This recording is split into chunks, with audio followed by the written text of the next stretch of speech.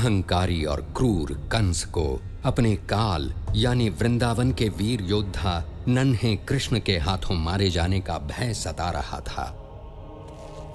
मैं संसार का कोना कोना छान मारूंगा और तुझे ढूंढ निकालूंगा। उसने एक के बाद एक कई भयानक राक्षसों को वृंदावन भेजा।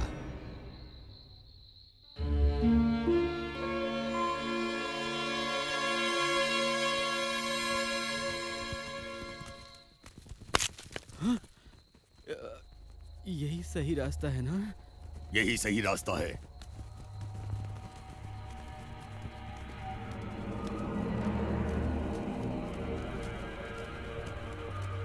तुम गुफा के भीतर जाओ। पर यहाँ तो अग्नि दैत्य रहता है, वो तो मुझे भस्म कर देगा। चुपचाप अंदर जा, नहीं तो उठाकर फेंक दूंगा।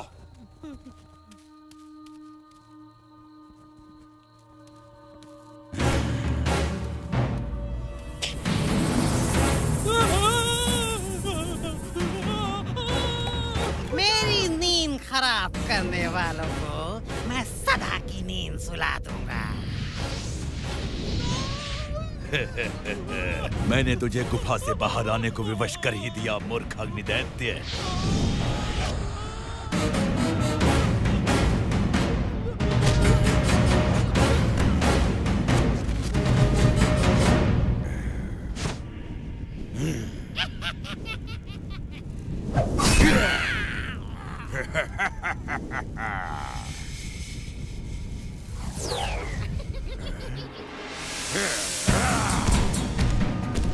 तू नरक की अग्नि में चलेगा मूर्ख, और ये शुभ कार्य मेरी अग्नि से ही होगा।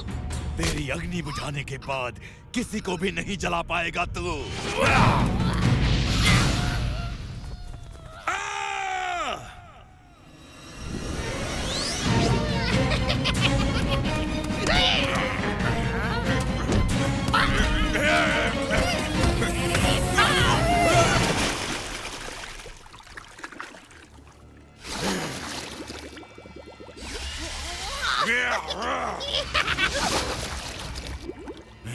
इस बार तू हार गया अग्निदैत्य।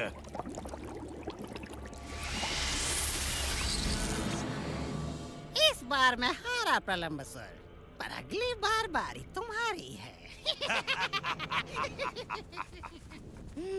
पर आज तुम रास्ता भूल के यहाँ कैसे पहुँचे? महाराज कंस की आज्ञा है कि उनके काल के दूत को भस्म कर दिया जाए, इससे पहले कि वो उनके विनाश का कारण बने। मैंने भी उसकी चर्चा सुनी है। अगर हम दोनों मिल जाएं तो उसे ढूंढकर उसका खात्मा कर सकते हैं। हमें तो पता ही नहीं इतने सारे बच्चों में वो कौन है। सो हमें सभी बच्चों की जान लेनी होगी। ये तो और भी सरल है। धूप में सूख कर वन वैसे भी जलने को तैयार है। मैं वन के पेड़ों और उनके छांव में खेलने वाले सभी बच्चों को जला दूंगा, और महाराज का काल शीघ्र ही भस्म हो जाएगा। अपनी मशालें दिखाओ।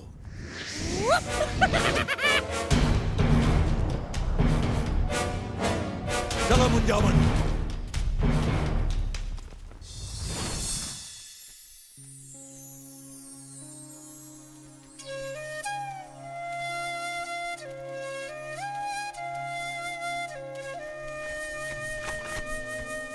तुम्हारी बांसुरी कितनी सुरीली और मधुर है कृष्णा। हाँ, ये पेड़ भी इसे सुनकर प्रसन्न है। मैं भी प्रसन्न हूँ। जरा देखो तो सामने से कौन आ रहा है। बहुत ही बढ़िया विचार है मेरे भाई। तो फिर मेरे विचार को पूरा करना चाहिए बलराम। मेरा विचार तो कहता है कि इन गोपियों के हांडी का दूध कैसे पिया जाए, और इस बार ये विचार पूरा होगा। मधु, सुबाला, वेश बदलने को तैयार हो जाओ। कौन सा वेश? हाँ, सही कहा तुमने।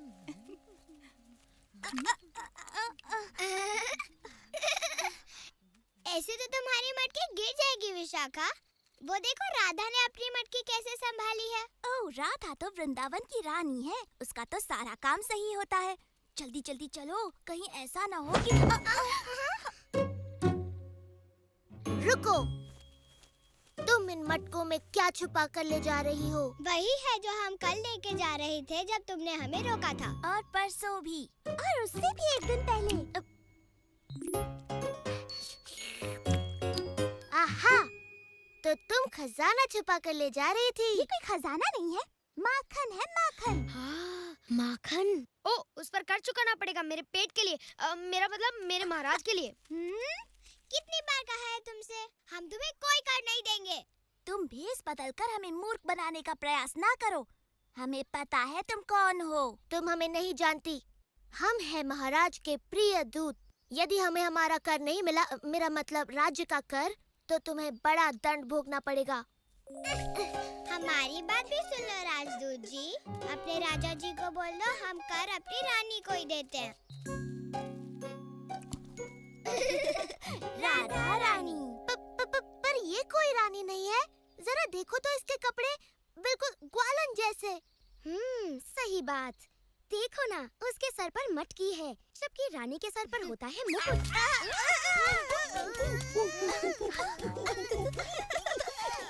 और तुम्हारे सर पर बंदर का मुकुट।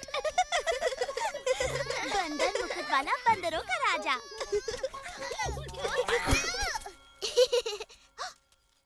यहाँ क्या हो रहा है?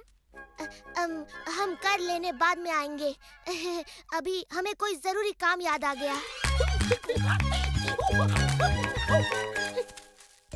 क्या वो फिर तुमसे कर वसूल कर रहा था? ये लड़का अपनी शरारतें कभी बंद नहीं करेगा। जैसे कोई सच में ही मान लेगा कि वो कर वसूलने वाला है। हर किसी को पता है कि वो हमारा दुलारा नटखट कृष्ण है। सुधा, उसकी शरारतें कभी कम नहीं होंगी और हम हमेशा उसे दुलार कर छोड़ देती हैं। उस नटखट को तो सबक सिखाना ही होगा। पर वो हमारे हाथ आए तब ना। चिंता मत करो, एक बार हम उसको सबक सिखा दें, उसके बाद कृष्णा तुम्हें कभी परेशान नहीं करेगा। क्यों, मेरे हिस्से का कर लाए हो ना? कुछ भी नहीं मिला हमें बलराम। अगर ऐसे ही चलता रहा तो हम सब भूखे मर जाएंगे। चलो, माखन की तृप्ति ना मिली तो क्या हुआ, कृष्ण की बांसुरी तो है।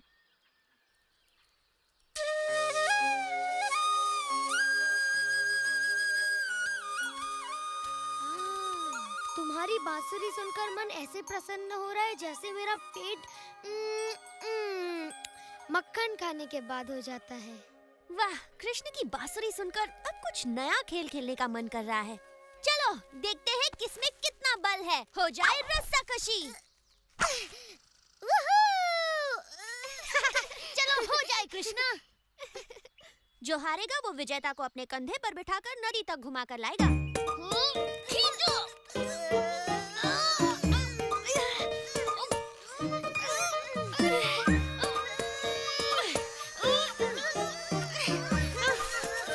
तुम लोग बस मरने वाले हो।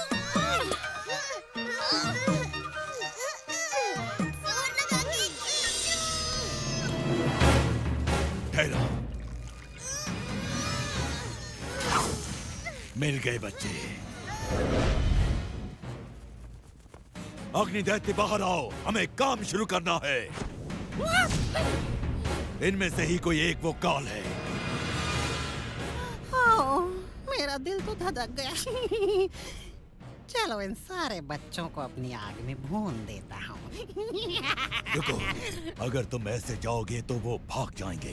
पहले मैं उनको वन की ओर लेकर आता हूँ, फिर तुम सही समय की प्रतीक्षा करना और सारे पेड़ों में आग लगा देना। तब उनका वहाँ से जीवित निकलना असंभव होगा।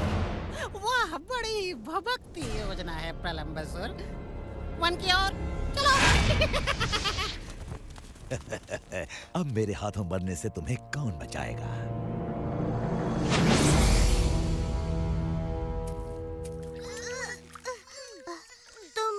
तुम खेलों में अभी आया बलराम। मुझे कुछ आवश्यक काम पूरा करना है।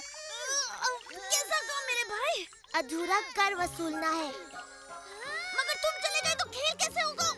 तुम्हारी और एक खिलाड़ी कम हो जाएगा। तुम यहाँ आओ। हाँ तुम, जल्दी। तुम्हारा नाम क्या है? प्रघोष। सुनो प्रघोष, हमें एक खिलाड़ी चाहिए। क्या तुम हमारी ओर से खेलोगे?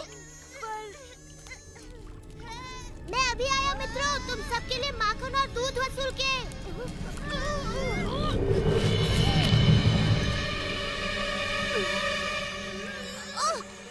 मुझे इन बच्चों को पहले वन की ओर भेजना होगा ताकि अग्नि दैत्य अपना कार्य पूरा कर सके।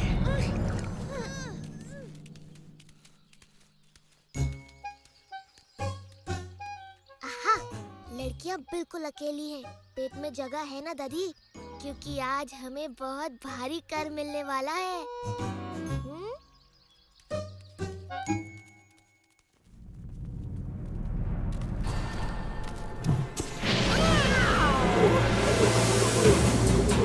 ये जगह बढ़िया है।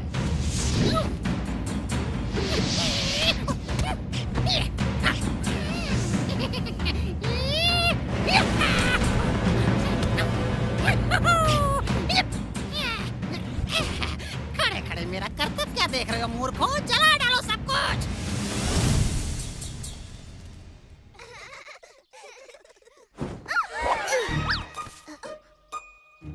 बस बहुत हुआ। आज तुम्हें कर चुकाना ही पड़ेगा। या तो सीधी तरह कर चुकाओ या फिर महाराज के इस विशेष दूत के गुस्से का शिकार बनो।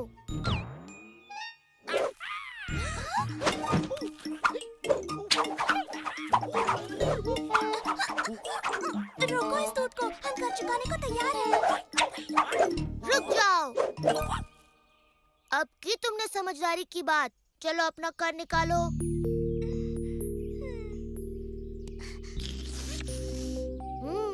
वृंदावन के महाराज खुश होंगे, बहुत खुश।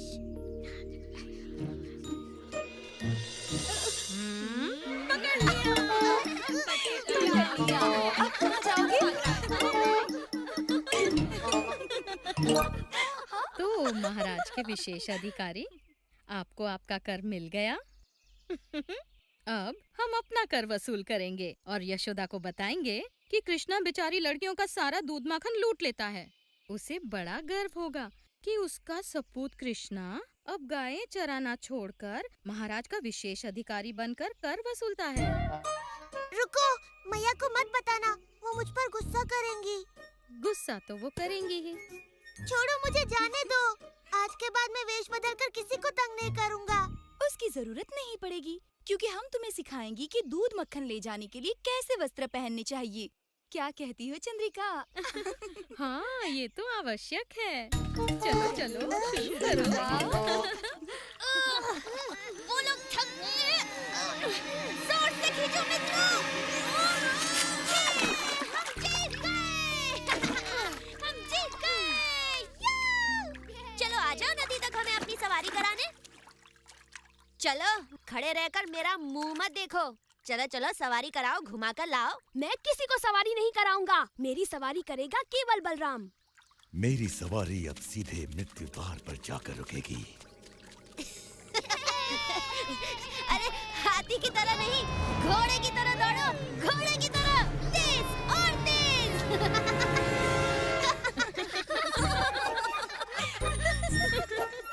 अब देखो, लग रहा है ना बिल्कुल गोपी। यशोदा को कोई इसका ये रूप दिखाओ। ओ, मुझे जाने दो। पर तू तो बड़ा सुंदर लग रहा है। बिल्कुल यशोदा की सुंदर सी बिटिया लग रहा है ये। शायद मेरा पुत्र सुबाला तुमसे विवाह कर ले, तब तो तुम मेरी भी पुत्री बन जाओगे। मैं वचन देता हूँ, आज के बाद मैं कोई शरारत नहीं करूँगा, सच्ची। हाँ हाँ चले जाना, ये कर दो, लेते जाओ। तुम्हारा मन भर गया? इस तरह मुझे लज्जित करके तुम सब प्रसन्न हो गए ना? अब तो मैं जा सकता हूँ। जाने से पहले हमें नृत्य नहीं दिखाओगे? चलो दधी, बाजा बजाओ।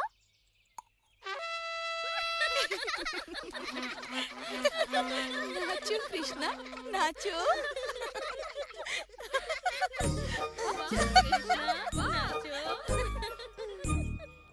ठहरो, ठहरो, ठहरो। लगता है तुम रास्ता भूल गए। नहीं बलराम, मुझे पता है हम कहाँ पर हैं।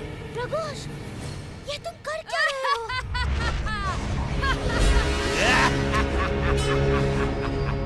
अच्छा, तो तुम मुझे मारना चाहते हो, हाँ? और तुम्हारे सभी मित्रों को भी। अग्नि दैत्य शीघ्र ही उन सबको राख बना डालेगा। तो ये बात है। अच्छा, तो देखते हैं कौन पहुंचता है मृत्यु के द्वार तक। अवश्य देखते हैं।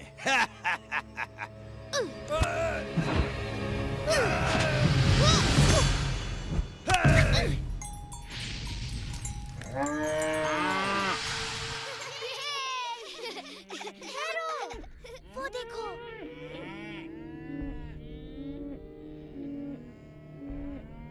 हमारी गाय खतरे में है।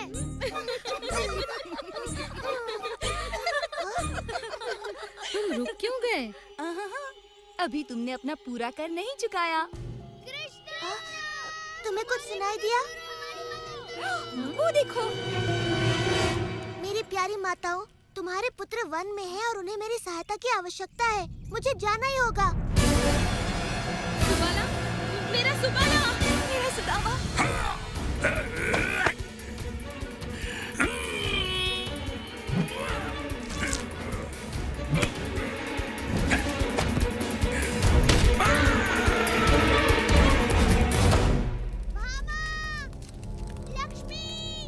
हमारी गाय कहाँ है? वो वन में गई थी ताज़ी हरी घास चरने।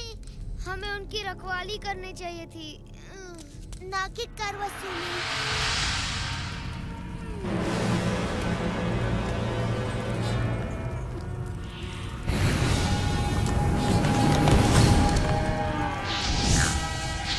वो वन की आग में फंसी है। गाय भयभीत है। मैं उन्हें वापस बुलाता हूँ।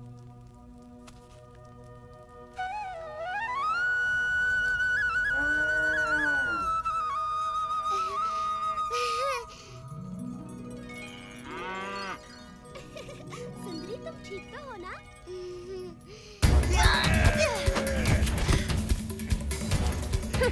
अब होगा इसका काम तमाम।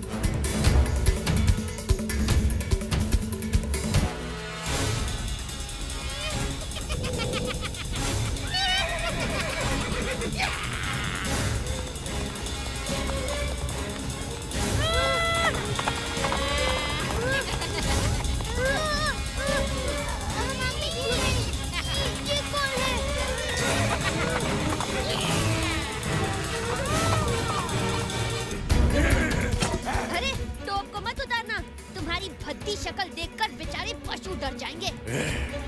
अब तू नहीं बचेगा दुष्ट बालक। बहुत मजाक कर लिया तूने प्रलंबसुर के साथ। हम मजाक करके ही धूल चटाते हैं। अब मैं तुझे चींटी की तरह मसल डालूंगा दुष्ट।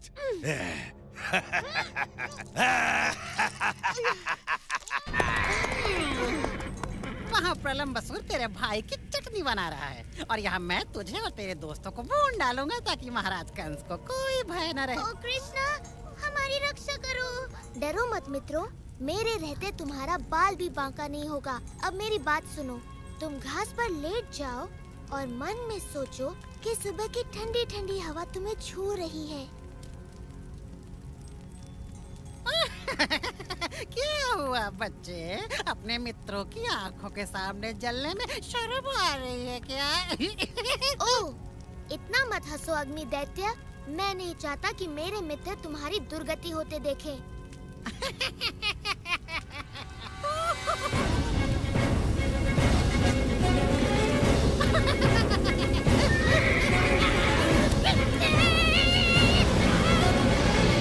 तेरा अंत आ गया। महाराज कंस प्रसन्न होंगे। ज्यादा प्रसन्न मत हो राक्षस, तेरा कंस बहुत ही दुखी होगा जब उसे पता चलेगा कि तेरा वध एक बालक ने किया है।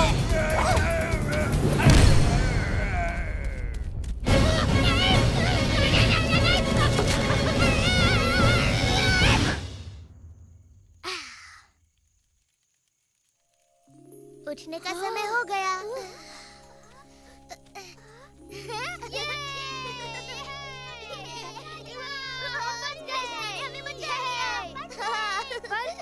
बलराम कहाँ है? अग्नि दैत्य ने कहा था कोई राक्षस उसे मार डालेगा। तुम लोग उस अंगीठी की बातों में आ गए। अरे वो तो खूब धुआंधार झूठ बोल रहा था।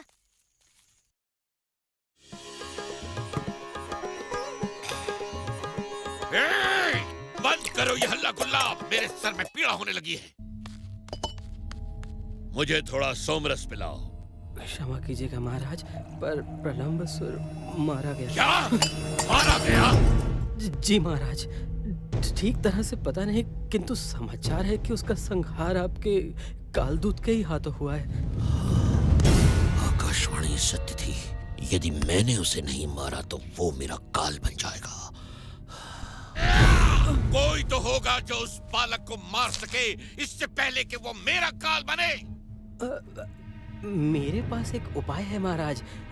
अरिस्तासुर नामक एक बड़ा ही शक्तिशाली दैत्य है जो अपने सींगों से बड़े बड़े पर्वतों को जड़ से उखाड़ फेंकता है। हाँ, वो सच में बड़ा शक्तिशाली है। यदि मेरे काल का कोई काल बन सकता है तो वो है अरिस्तासुर। उसे तुरंत बुलाया जाए, शीघ्र।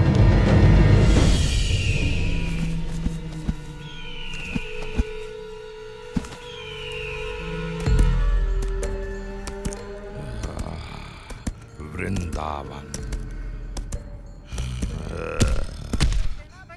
तो यहाँ छिपा बैठा है कंस का काल। अब नहीं बचेगा ये बालक। ये सारी पुष्पमालाएं इस वर्ष की सूर्य पूजा को और भी अधिक सुंदर बना देंगी। और मैं इस बार सूर्य पूजा के लिए सबसे सुंदर वस्त्र पहन कर आऊंगी। अब तुम दोनों बातें बनाना बंद करो, नहीं तो हमारा कार्य ही पूरा नहीं होगा।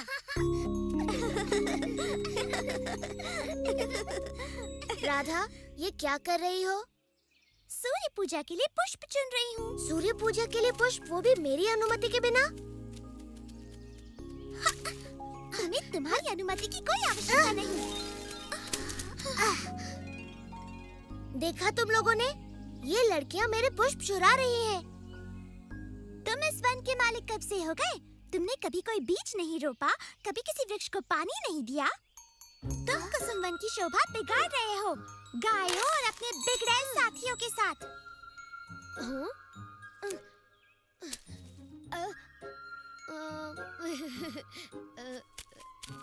तुम होती कौन हो निंदा करने वाली मुझ जैसे सदाचारी सज्जन की? हाँ, सज्जन और सदाचारी कृष्ण, जिसने जन्म होते ही एक नारी के प्राण हर लिए। पूतना एक दुष्ट राक्षसी थी जो कृष्णा को मारने आई थी। और बचपन में सबके घरों से माखन चुराकर अपनी मैया से कितनी सरलता से झूठ बोलता था। हाँ, बड़ा स्वादिष्ट होता था वो। और जब ये थोड़ा बड़ा हुआ तो स्नान करती बेचारी गोपियों के वस्त्र चुराने में भी इसे लज्जा नहीं आई। हंस लो निर्लज्जों, तो ऐसा सज्जन और सदाचारी है तुम्हारा मित्र कृष्ण। बोल लिया तुमने, अब मेरी बात। इनसे लड़कर और अधिक अपमानित होना पड़ेगा कृष्णा। कृष्णा माखन चोर, कृष्णा माखन चोर, कृष्णा माखन चोर, कृष्णा माखन चोर। आजकल मेरी सज्जनता का कोई महत्व ही नहीं रह गया। चलो गायों को किसी और स्थान पर ले जाए।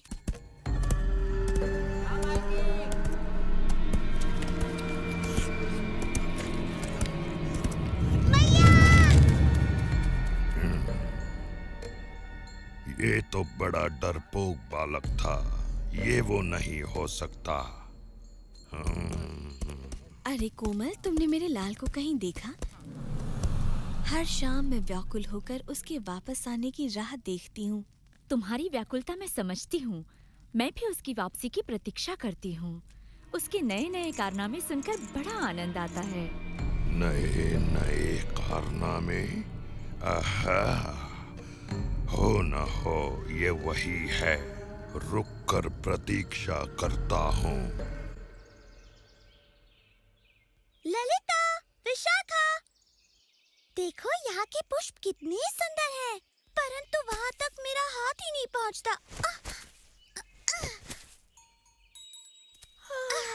ये कैसी आवाज है?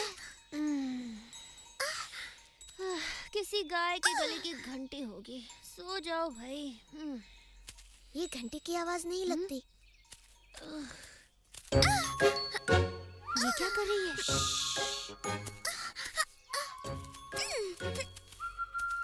क्या करने का विचार है तुम्हारा? राधा से अपने अपमान का बदला। हमें और पुष्प चाहिए राधा। चिंता न करो, मैं कोशिश कर रही हूँ। ये डाल तो झुक गई। लगता है ईश्वर मुझ पर प्रसन्न है।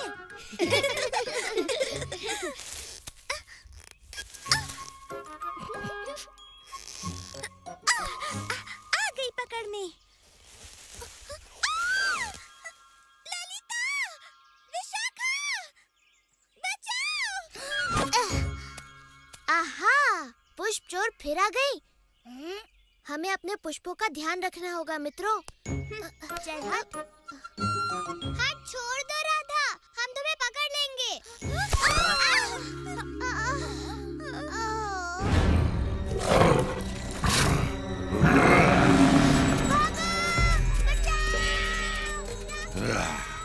इनमें से कोई नहीं, परंतु यदि कंस का काल इतना पराक्रमी है जितना कि मैंने सुना है, तो अपने गांव को विपत्ति में देख दौड़ा चला आएगा।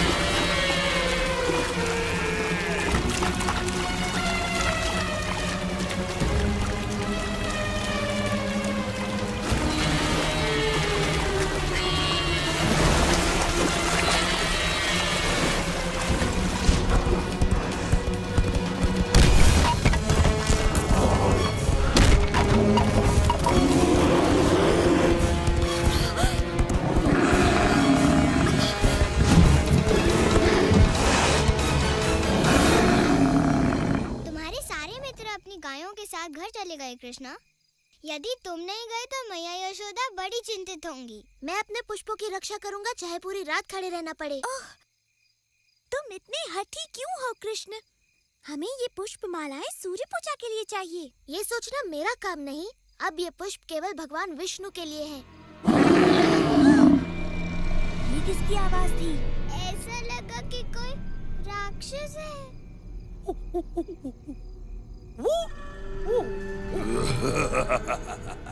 आओ कृष्णा, बचा लो अपना प्रिय वृंदावन। रुक जाओ कृष्ण, ये कोई षड्यंत्र है। हो भी सकता है, पर मैं वृंदावन वासियों की पुकार अनसुनी नहीं कर सकता।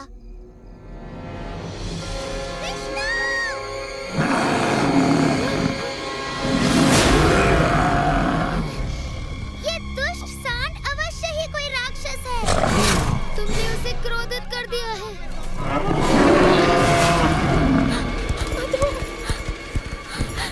इन्हें क्षमा कर दो। कृष्णा,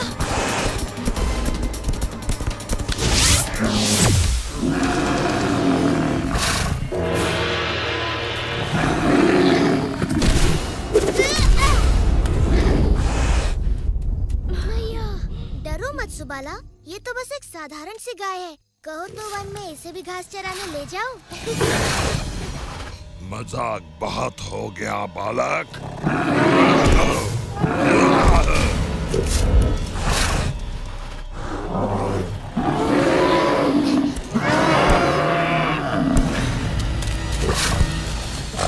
तुम कोई राक्षस नहीं हो, एक नीच और अधर्मी पशु हो। तुमने वृंदावन वासियों को क्यों भयभीत किया हुआ है? यदि मुझसे लड़ना चाहते हो तो एक राक्षस की तरह लड़ो, किसी कीड़े की तरह नहीं।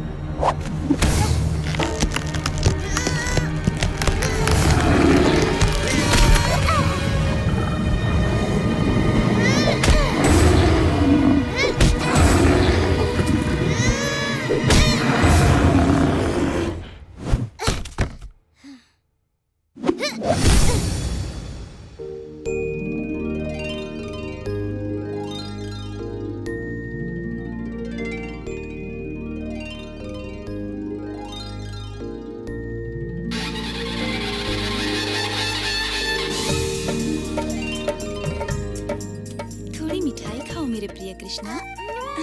धन्यवाद। एक और? स्वादिष्ट। नहीं नहीं बस और नहीं। कृष्णा मेरे हाथ से भी। अच्छा बस एक और। आप लोग भी खाइए ना।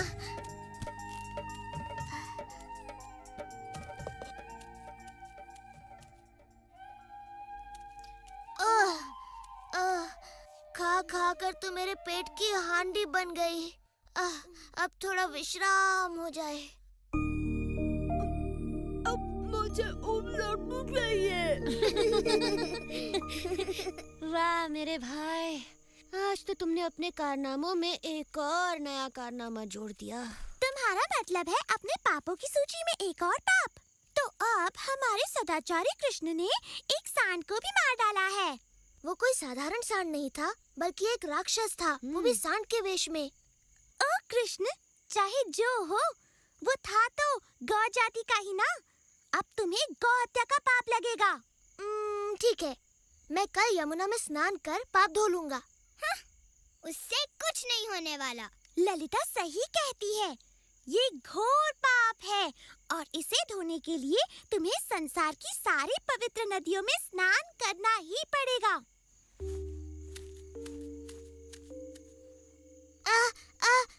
मुझे एक अच्छा उपाय सूझा है। पूरा संसार घूमने से अच्छा है मैं सभी पवित्र नदियों को यहाँ लाकर उनमें स्नान कर लूं। ओह कृष्ण, सपने देखना छोड़ो। सपने देखती जाओ।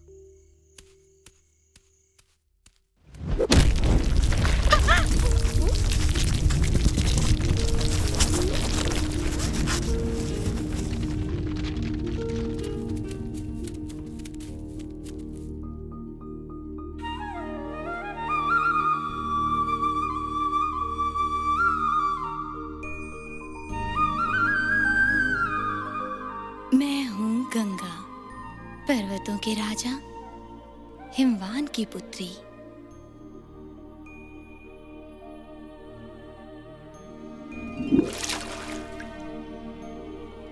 मैं हूँ कावेरी। मैंने ब्रह्मा के आशीर्वाद से नदी का स्वरूप धारण किया है।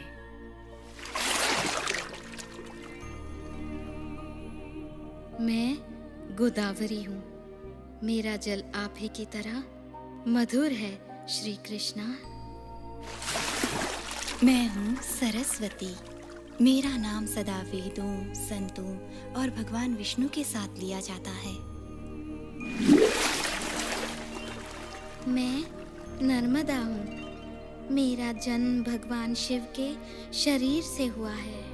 और मैं हूँ आपकी प्रिय यमुना, सूर्य देव की पुत्री, यम की बहन। आपके स्पर्श मात्र से मैं पवित्र हो जाऊंगी। कृपया मेरे जल में प्रवेश करें। ये मेरा सौभाग्य होगा।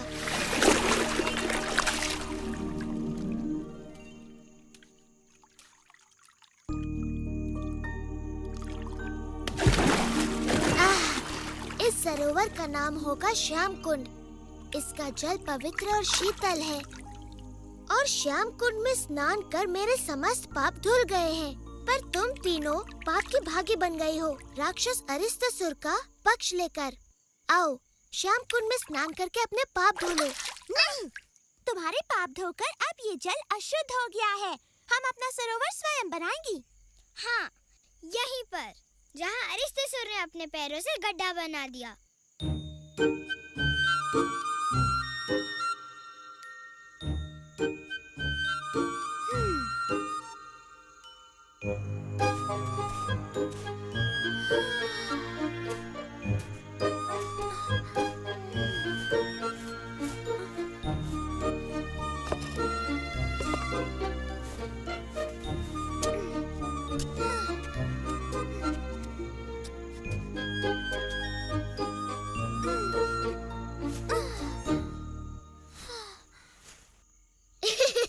बड़ा सुंदर गड्ढा खोदा है तुमने राधा, पर इसमें जल तो दिख नहीं रहा।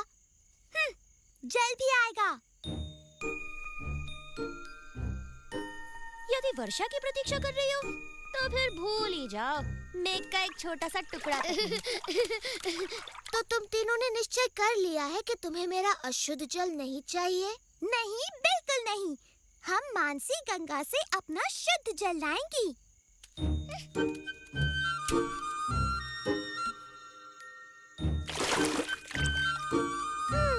क्या मुझे इनकी सहायता करनी चाहिए बलराम? तुम्हारी सहायता के बिना ये कुछ नहीं कर पाएंगी भाई।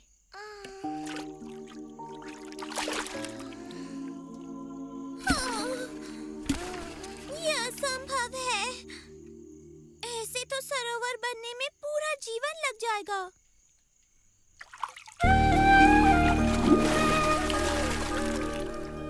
ओ राधा, तुम तो थक गई और निराश हो गई हो। हमें सेवा का अवसर प्रदान करो। हम तुम्हारा ये सरोवर अपने पवित्र जल से भर देंगे। जी, धन्यवाद। हमारे पास और कोई रास्ता नहीं।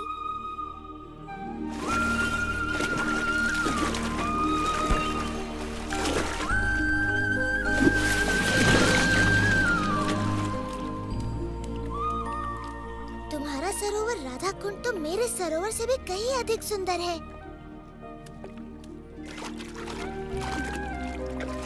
ये सरोवर सदा मेरा प्रिय रहेगा और मैं यहाँ प्रतिदिन स्नान करूँगा। तुम्हारा सरोवर भी बड़ा सुंदर है कृष्णा।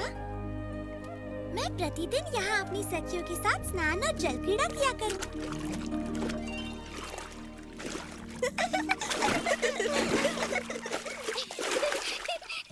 प्रलंबासुर और अरिष्टासुर के वध के समाचार ने पहले से ही भयभीत कंस को और भी डरा दिया। सभी असुर इस प्रयास में प्राणों से हाथ धो बैठे। तुम्हें क्यों लगता है कि तुम मेरे काल को मारने में सफल हो?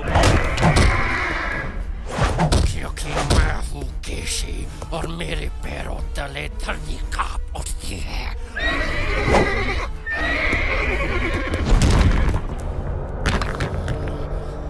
मैं आपके काल को ढूंढ निकालूंगा महाराज कंस, और उसे अपने पैरों तले रोन डालूंगा।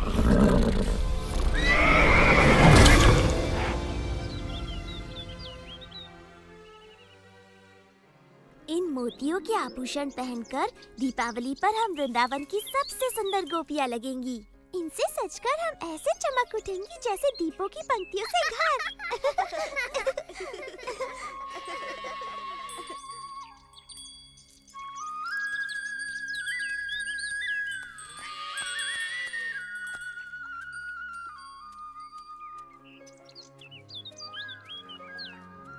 तुमने देखा ये लड़कियाँ मुझे किस प्रकार अनदेखा कर रही हैं बलराम? तुम्हारे सुंदर रूप के चकाचौंध में अंधी है मेरे भाई, तभी अनदेखा कर रही हैं। वो तो है ही, पर मेरे विचार से वो नहीं चाहती मैं उनके मोतियों के आभूषण देखूं जो वो दीपावली के लिए बना रही हैं। चलो देखते हैं क्या ये हमारे साथ अपने आभूषण बांटने को तैयार है।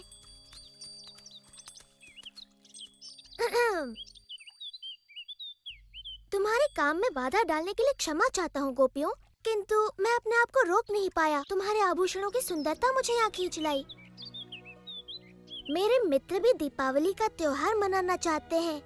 क्या तुम उन्हें अपने कुछ मोती दोगी ताकि वो भी तुम्हारी तरह अपनी सुंदरता बढ़ा सके? मुझे नहीं पता था कि सुबाला और मधु को अपनी सुंदरता का इतना ध्यान है।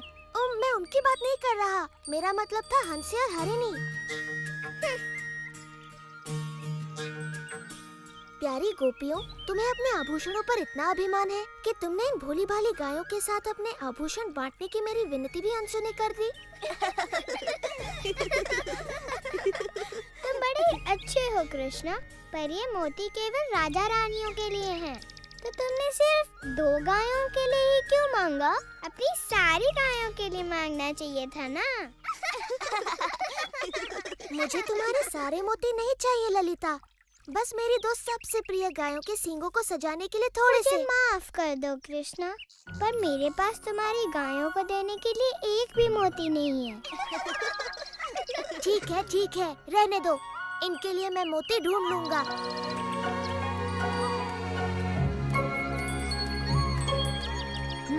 उन्होंने मना कर दिया। हाँ? ना तो गायों के लिए कोई सम्मान है, ना मेरे लिए। एक बार मैं इनकी बुद्धि ठिकाने लगा दूं, तब समझ में आएगा। मोतियों का वृक्ष मोतियों का कोई वृक्ष नहीं होता कृष्ण। विश्वास करो मैया, यदि तुम मुझे मोती दोगी तो उन्हें बोकर मैं इतने मोती उगाऊंगा कि हम अपनी सारी गायों को दीपावली पर मोतियों से सजाएंगे। ओ मेरे नन्हे कृष्ण, मोती फलों की तरह नहीं उगते, वो बनते हैं सुदूर समंदर की सीपियों में। प्यारी मैया, मुझे थोड़े से मोती दे दो ना। वचन देता हूँ 3 दिनों में वो उगाएंगे और तुम्हारे पास पहले से कहीं अधिक मोती होंगे। मैं तुम्हें कभी भी ना नहीं कह सकती मेरे दुलारे कृष्ण। मेरी प्यारी मैया, धन्यवाद।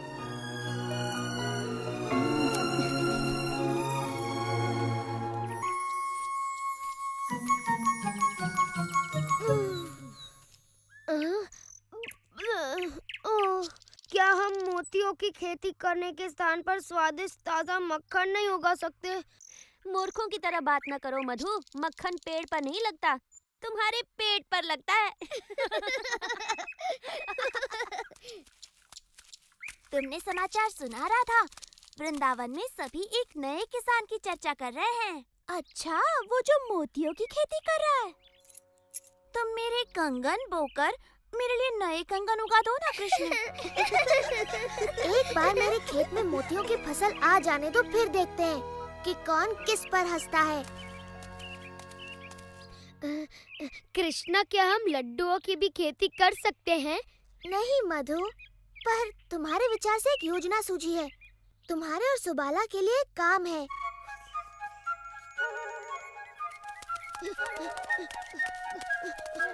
गोपियों, रुको। अगर तुम्हें बोने के लिए और मोती चाहिए तो हमारे पास नहीं है। हमारे पास सुंदर से मोती हैं, लेकिन कृष्णा ने पूछा है क्या तुम हमें थोड़ा सा दूध दे सकती हो? ओह, खेत में काम करके इन्हें प्यास लगाई होगी। नहीं, ऐसा नहीं है। दूध तो उसे अपना खेत सींचने के लिए चाहिए।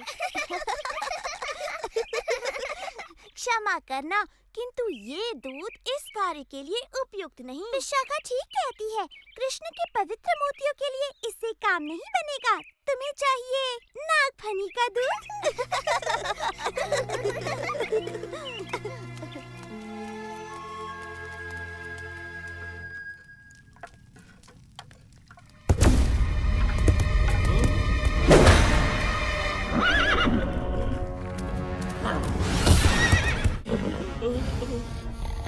वो दिखने में कैसा था? उसके बालों में मोर पंख लगा हुआ था, वो पीली धोती पहने हुए था और वो बांसुरी बजाता था।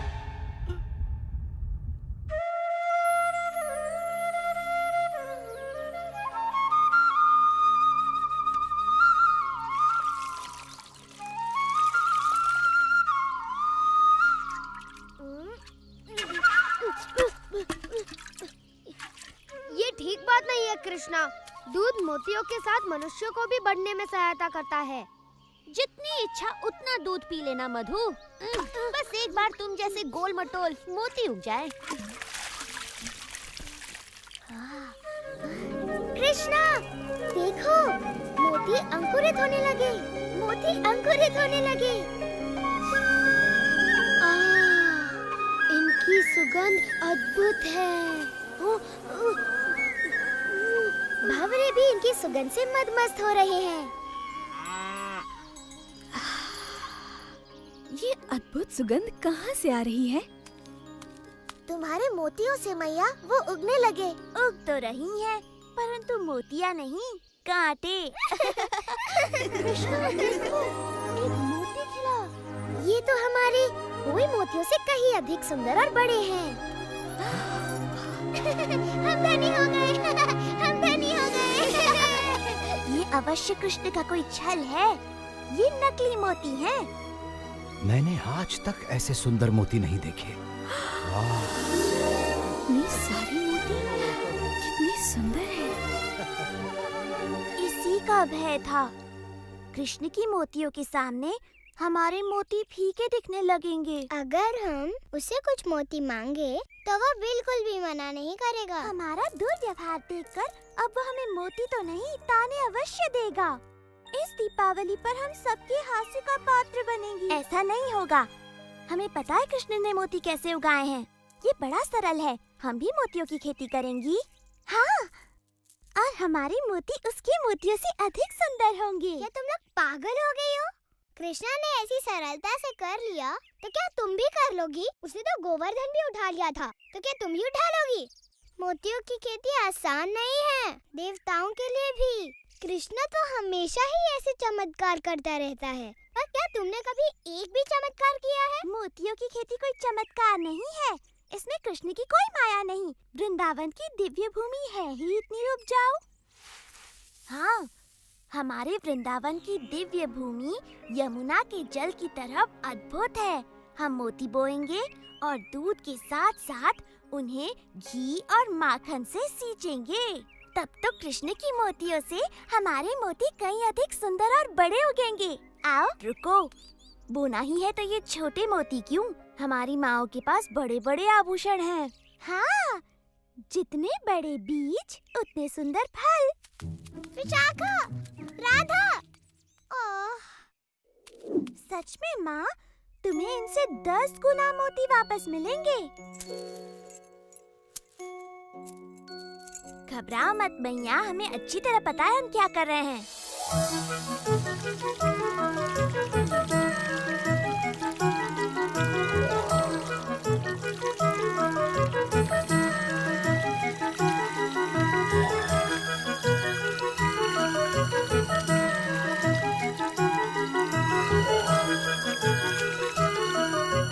मूर्ख लड़कियाँ, कितने दिनों से लगी हुई हैं। उग रही है तो केवल जंगली घास। किंतु जितने मक्खन और घी से उन्हें सींचा जा रहा है, ये घास बड़ी स्वादिष्ट हो गई होगी। ये तो बड़ी गड़बड़ है। तुम चाहते हो कि उनके भी मोती उगे? नहीं, मैं चाहता हूँ वो घी मक्खन को बर्बाद न करके उनका सदुपयोग करे। कृष्णा, मेरे सच्चे मित्र, क्या मुझे कुछ देर के लिए तुम्हारी धोती, बांसुरी और मोरपंख मिलेंगे? ओह, तुम बड़े चतुर हो मधु। मेरे विचार से लड़कियां एक थके हारे मोतियों के किसान के साथ अपना घी माखन अवश्य बांटेंगी।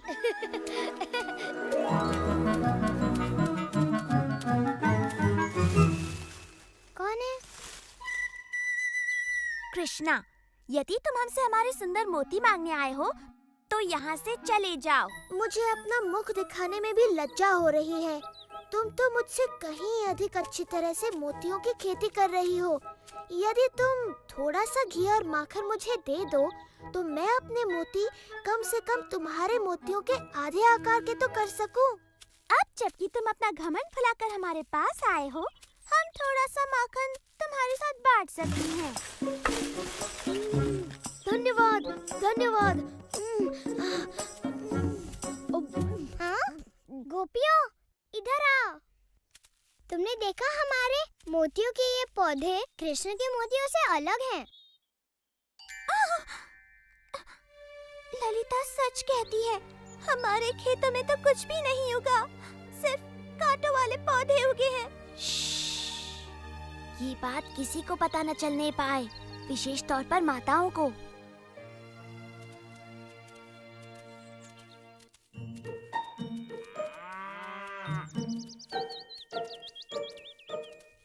हार्दिक शुभकामनाएं।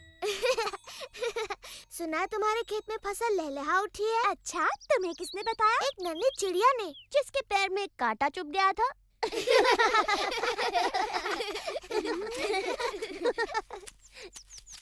चलो मित्रों, त्योहार के लिए अपनी गायों को सजाया जाए।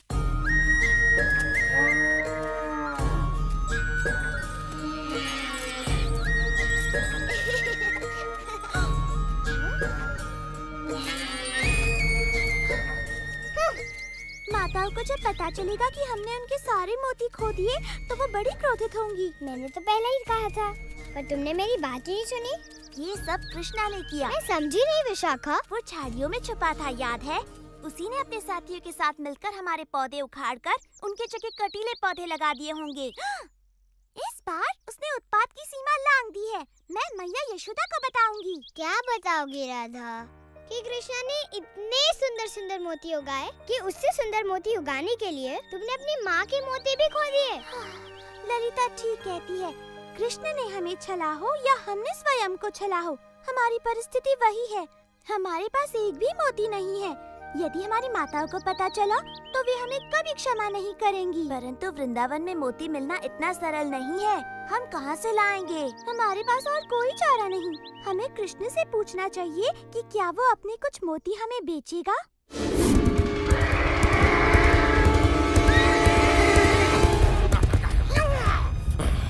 कहाँ है वो बालक?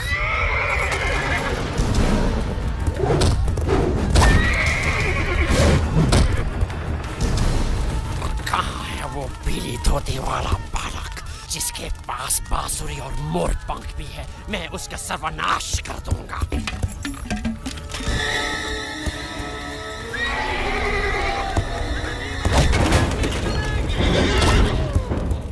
चलो यमुना पियो। इतना सारा माखन और घी खाकर तो मेरा पेट भर गया। लगता नहीं कि मैं महीने भर तक और कुछ खाऊंगा।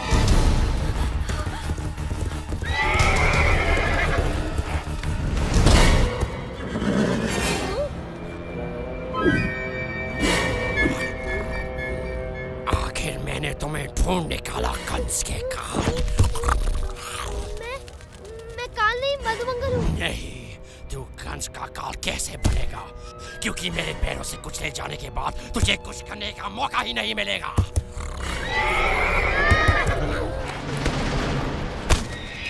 तुम जिसे ढूंढ रहे हो वो मैं हूँ।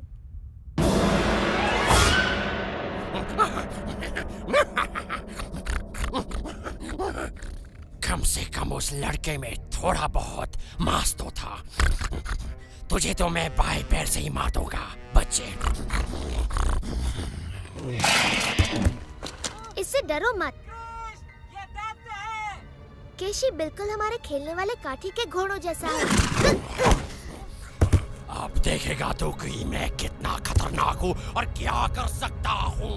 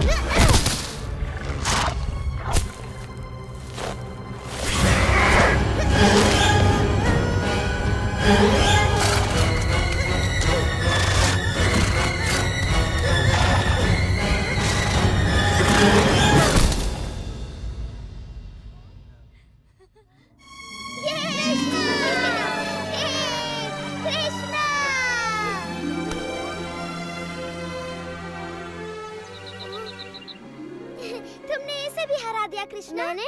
मैंने इसे मारा? पूरी तरह तो नहीं मेरे मित्र, परंतु भेष बदलकर वीरता पूर्वक इसे मुझ तक तो तुम ही लाए। मैं अब कभी भी तुम्हारा रूप नहीं धरूंगा कृष्णा। चाहे जितना भी घी माखन मुझे खाने को मिले। बहुत सही कहा मधु, ये राय दुरुस्त है।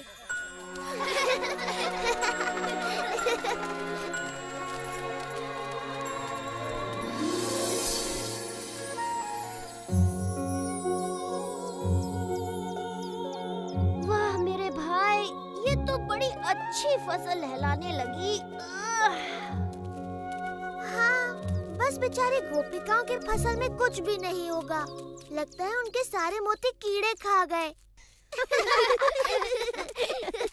हमने सुना है कि कृष्ण अतिरिक्त मोती बेच रहा है सुबाला। हमें भी कुछ खरीदने की इच्छा है। परंतु मोती के बदले तुम दोगे क्या राधा? दूध मक्खन तो यहाँ नहीं चलेंगे। एक बात बताओ, तुम वही गोपियाँ हो ना जिन्होंने मेरे गायों के लिए मोती और मेरी मोतियों की खेती के लिए थोड़ा सा दूध देने से मना कर दिया था? मैं अपने सारे मोती यमुना में फेंक सकता हूँ, परंतु तुम्हें एक भी नहीं देने वाला। हम स्वर्ण से मूल्य चुकाएंगी। तुम्हारे घरों का सारा धन और तुम्हारे घर का मूल्य भी जोड़ दो, तब भी मेरे एक मोती का मूल्य नहीं चुका पाओगी। तुम हमेशा हमारे साथ ऐसा क्यों करते हो कृष्णा? कृपा करो कृष्ण, हम अपनी माताओं के लिए तुम्हारे मोतियों की मूल्य से अधिक चुकाने को तैयार हैं। तुम्हारी माताएं? अच्छा, तब बात अलग है। तुम तो जानती ही हो, माताओं का नाम सुनकर मैं पिघल जाता हूँ, है ना मित्रों? हाँ, कृष्णा को मैया से बड़ा प्रेम है। हाँ, बिल्कुल। तुम्हारी माताओं को मेरे सबसे सुंदर मोती मिलेंगे। धन्यवाद कृष्णा। धन्यवाद कृष्णा, तुम बड़े दयालु हो। वो तो मैं हूँ ही, पर धन्यवाद मेरा नहीं, अपनी प्यारी माताओं का करो।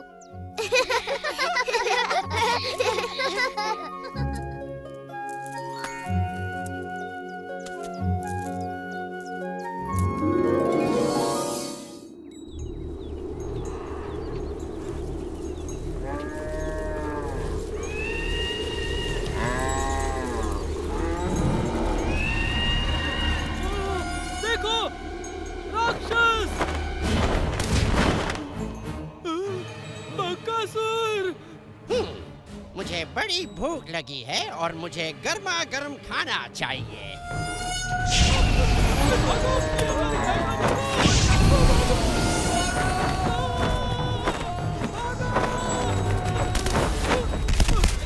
यदि तुम मुझे गाय नहीं खाने दोगे तो मैं तुम्हें ही खा लेता हूँ।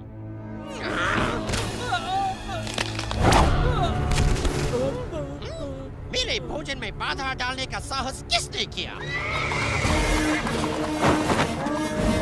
बकासुर, मैं तुम्हारे भोजन में बाधा डालने नहीं, बल्कि उसे और भी स्वादिष्ट बनाने आया हूँ। और ये आप करेंगे कैसे महाराज कंस, जबकि आपने तो मेरे भोजन को भगा ही दिया। मैं तुम्हें अवसर दे रहा हूँ कि तुम मेरे काल को मारकर उसके स्वादिष्ट नर्म मांस का आनंद उठाओ। आपका काल महाराज? वो बालक जिसने आपके भेजे सभी राक्षसों का वध कर दिया? आप चाहते हैं कि अब मैं उसके हाथों बलि चढ़ूं? ये कैसा उपहास है महाराज? ये उपहास नहीं बकासुर, यदि तुम उसे मारने में सफल रहे तो मैं तुम्हारे लिए आजीवन स्वादिष्ट भोजन का प्रबंध करवा दूंगा।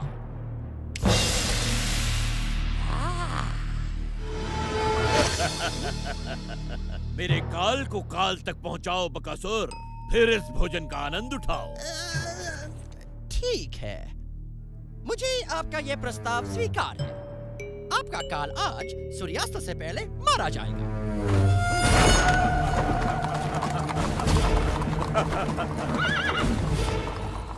कंस का काल जो भी है धन्य है, जिसके कारण हमारी गायें बच गई। सच कहा तुमने, हमारी गाय बचाने के लिए तुम्हारा धन्यवाद।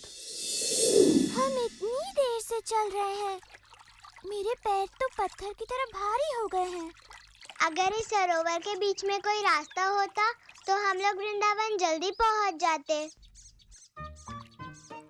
हमारे थके हुए पैरों को भी शीतलता मिलती। मुझे किसी ने मारा। तुम जो भी हो, इसी समय हमें सताना बंद कर दो। नहीं, रुक जाओ। नहीं, बस करो। रुक जाओ। हम राक्षस हैं, वैजयंती की गेंदों से आक्रमण करने वाले। अब तुम हमें नहीं मार पाओगे।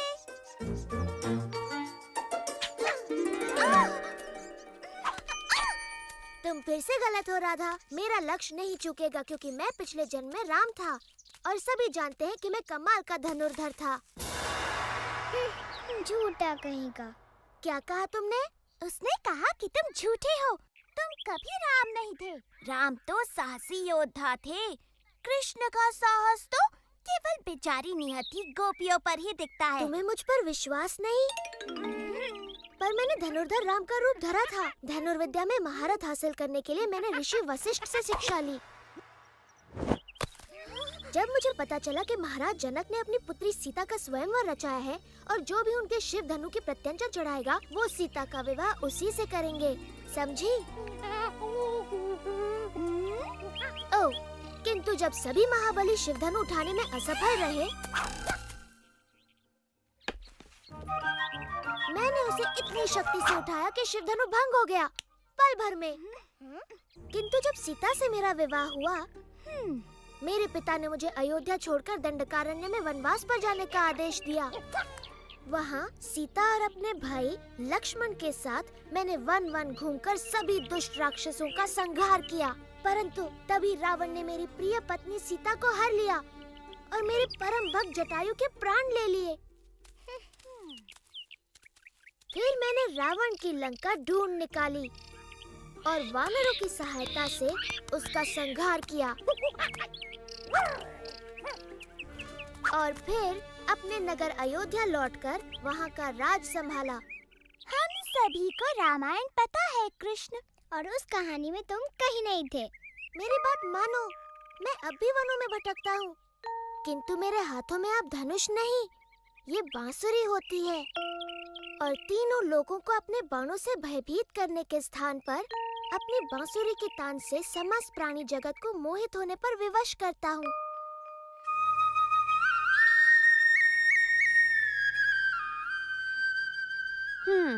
मुझे नहीं लगता ये तुम पर विश्वास कर रही है भाई। कृष्णा की ऐसी बातों पे कोई भी विश्वास नहीं करेगा।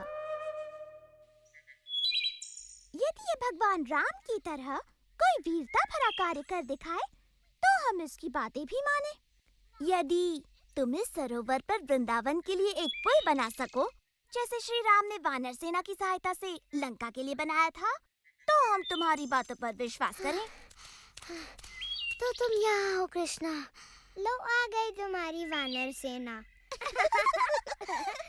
यदि तुम्हें पुल ही चाहिए तो ठीक है, बन जाएगा।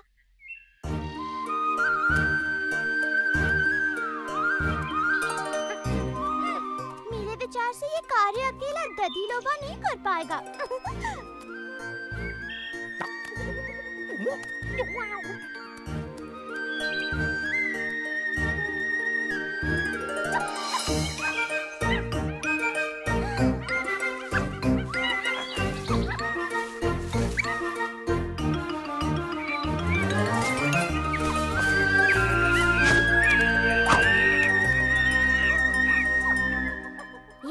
के लिए धन्यवाद मेरे मित्रों। मुझे फिर से तुम्हारी सहायता की आवश्यकता है। इन गोपियों के लिए सरोवर पर एक पुल बांधो ताकि ये सरलता से घी माखन वृंदावन ले जा सके।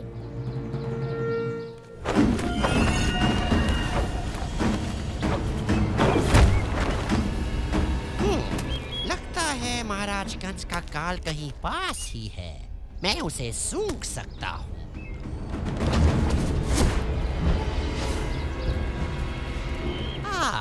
ये रहा। मुझे विश्वास है कि महाराज इसी बालक की बात कर रहे हैं।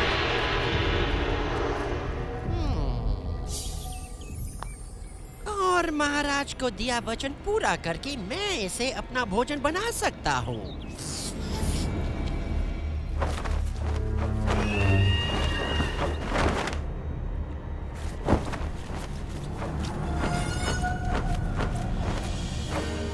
बकासुर ने कृष्ण को ढूंढ निकाला।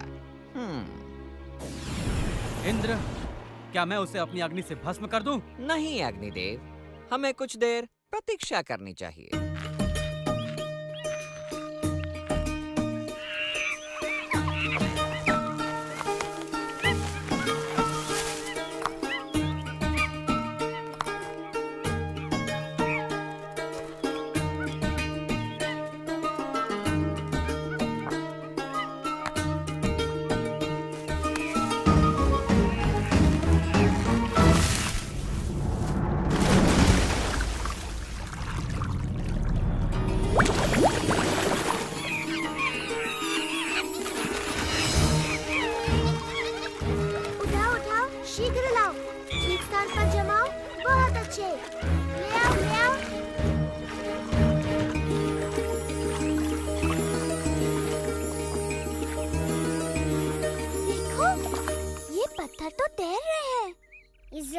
कृष्णा की माया है। पत्थर तो नहीं तैरते, ये जरूर नकली होंगे।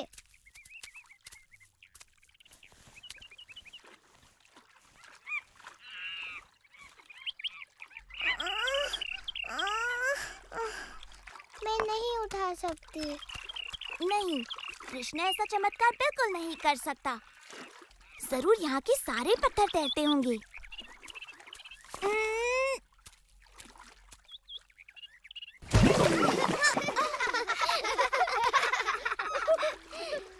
यदि तुम मेरी सहायता नहीं कर सकती तो मेरे कार्य में बाधा तो मत बनो।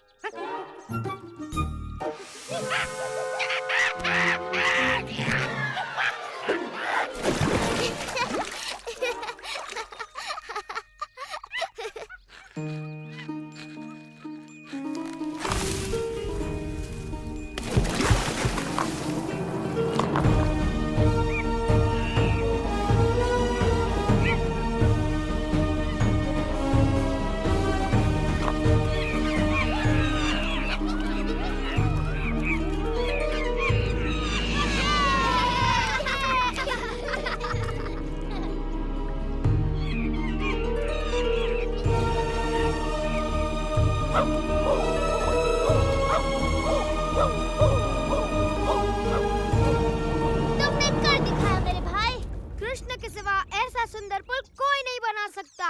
कृष्णा भगवान राम जैसे ही महान है। मैं अभी नहीं मानती कि तुम पूर्व जन्म में श्री राम थे। हाँ, सच में तुम खुद ही वानरों की तरह नटखट हो कृष्ण, इसलिए वो तुम्हारा कहना मानते हैं।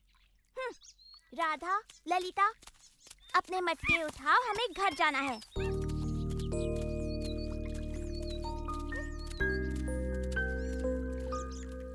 तो वृंदावन तक पुल बनाने का ऐसा धन्यवाद दे रही हो तुम मुझे? रुको, तुम्हें इस पुल पर जाने के लिए कर चुकाना होगा। जैसे हाँ, तुम्हारी हांडी में से थोड़ा मक्खन।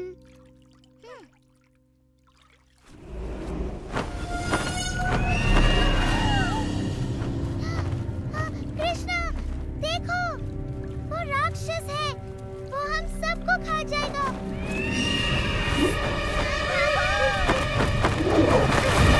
कृष्णा, भागो नहीं तो ये तुम्हें खा जाएगा, भागो। डरने की कोई बात नहीं, ये बस एक साधारण सा पंछी है। कृष्णा, कृष्णा हट जाओ, वो तुम्हें खा जाएगा। कृष्णा, बच्ची, कृष्णा,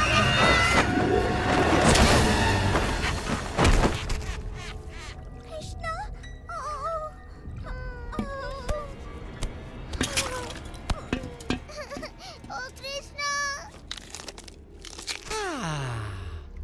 महाराज का ये काल तो बन गया मेरा निवाला। अब जीवन भर मुझे भोजन की कोई चिंता नहीं। इस राक्षस ने ये क्या किया? हमें बिना विलंब किए इस दुष्ट का संहार करके कृष्ण की रक्षा करनी होगी। ऐरावत!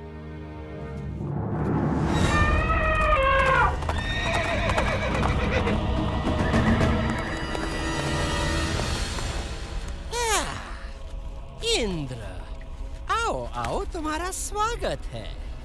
मैंने ऐसा क्या कर दिया कि मुझे देवों के दर्शन होने लगे? हम तुम्हें दर्शन देने नहीं बल्कि तुम्हारा नाश करने आए हैं।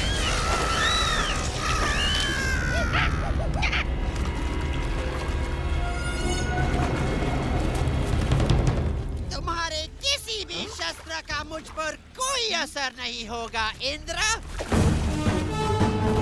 मेरा ब्रह्मदंड तुम्हारा अंत कर देगा बकासुर।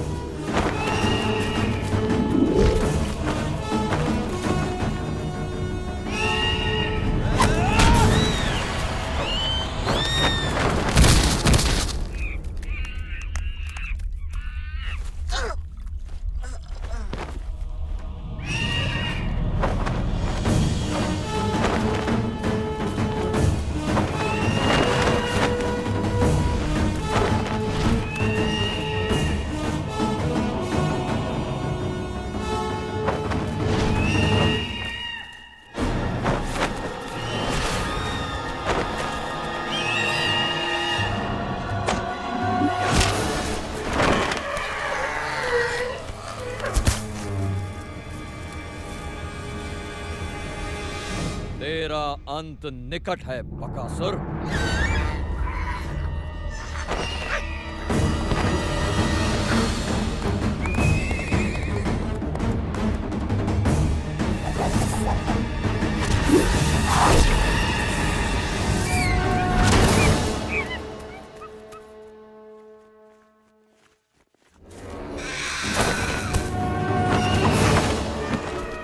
इनके प्रहारों से बच गया बकासुर, परंतु मेरी अग्नि से नहीं बच पाएगा तू।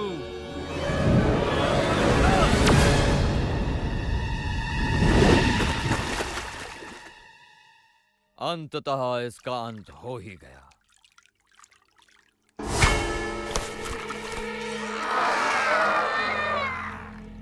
लगता है ये बकासुर अमर है।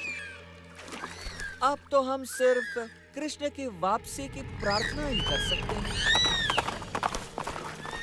भाग जाओ दुष्टों, मुझे कोई नहीं मार सकता, कोई नहीं।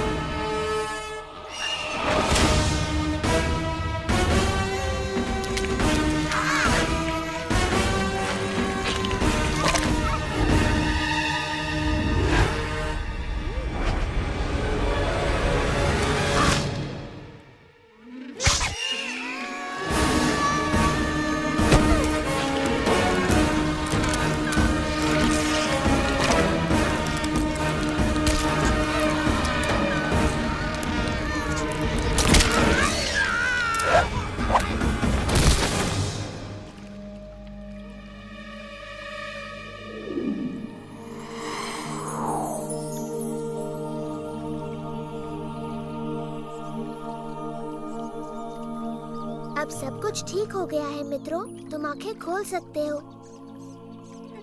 कृष्णा, ओ कृष्णा, तुमने हम सबको उस राक्षस से बचाया। कृष्णा,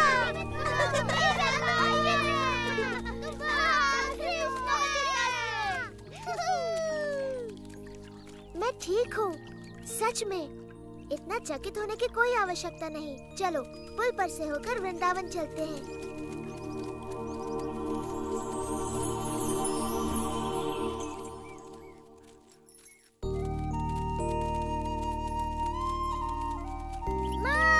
माँ, क्या हुआ? पता है आज क्या हुआ? तुम्हें बताऊंगा तो विश्वास नहीं करोगी। बकासुर ने कृष्णा को मारने की चेष्टा की। ऐसा कुछ नहीं हुआ ना? सच में बकासुर ने एक पक्षी का रूप लिया था जो इतना बड़ा, और उसकी चोंच ताल वृक्ष जितनी बड़ी थी, बहुत बड़ी चोंच। परंतु वो कृष्णा की शक्ति का बिल्कुल सामना नहीं कर पाया। कृष्णा ने खाली हाथ उस दुष्ट राक्षस को मार गिराया। इन नन्हे हाथों से जो कमल की पंखुड़ी के समान कोमल और शीतल है, ये तो असंभव है। तुम उस राक्षस का मृत शरीर अपने आँखों से देख सकती हो मैया, जो सेतु बंध के किनारे पर पड़ा है। कृष्ण ने उसकी चोंच ऐसे तोड़ दी जैसे वो कोई घास का तिनका हो। तब तो उस राक्षस से उसने मेरे प्रिय मधु के प्राणों की भी रक्षा की। धन्यवाद कृष्ण, धन्यवाद, धन्यवाद कृष्णा, धन्यवाद। मैंने इसका वन जाना इसलिए बंद करवाया क्योंकि वहाँ राक्षस थे, परंतु वो दुष्ट इसके पीछे यहाँ भी आ पहुँचे। उनसे इसकी रक्षा संभव है। मेरा नन्हा कृष्णा, आज से तुम बस घर पर ही रहोगे। वन जाने की कोई आवश्यकता नहीं। गायों को कोई और चरा लाएगा। सच कहूँ तो मेरी वीरता की ये सारी कथाएं झूठी हैं मैया, है ना? बोलो।